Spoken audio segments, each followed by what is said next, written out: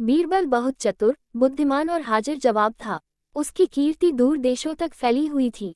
Iran के बादशाह ने जब उसके चातुर्य की तारीफ सुनी तो उसने राजा के पास संदेश भिजवाया कि आपके वजीर को कुछ दिन के लिए मेरे दरबार में भेजने की कृपा करें। राजा ने बहुत कीमती वस्त्र आभूषणों की भेंट के साथ बीरबल को ईरान के लिए रवाना किया। ईरान की सीमा पर बीरबल का भव्य स्वागत किया गया। दूसरे दिन जब बीरबल बादशाह के दरबार में पहुंचा तो बादशाह ने भी उसकी आवभगत की और राजा के द्वारा भेजे गए उपहार के लिए धन्यवाद और कृतज्ञता प्रकट की। बीरबल ने ईरान के बादशाह को राजनीति के कई रस रहस्य समझाए।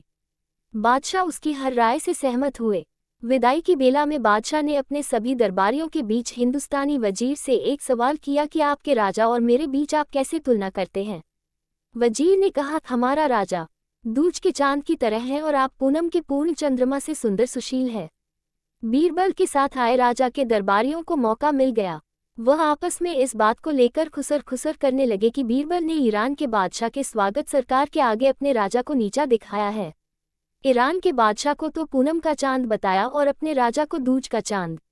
दूसरे दरबारी ने हाँ में हाँ मिलाते हुए कहा, हाँ तुम ठीक कहते हो, पूनम का चांद बहुत बड़ा और चमकीला होता है, जबकि दूज का चांद एक पतली सी रेखा की तरह है।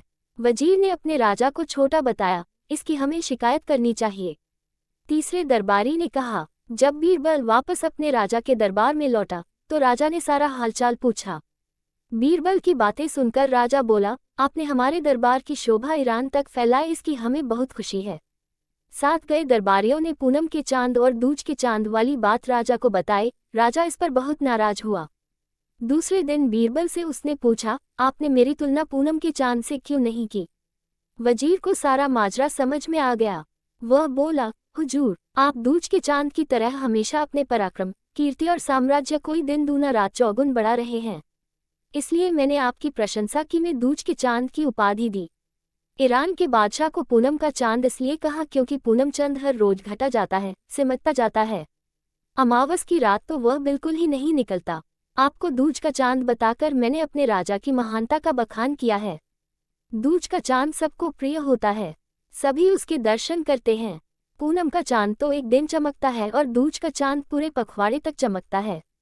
आप खुद फैसला करें कि दूज का चांद ज्येष्ठ है या पूनम का। राजा ने कहा, हाँ दूज का चांद। और अपने बीरबल की बात सुनकर राजा खुश हुआ। उसने चुगलखोरों की जमकर खबर ली। राजा ने उसे और इनाम देकर सम्मानित किया।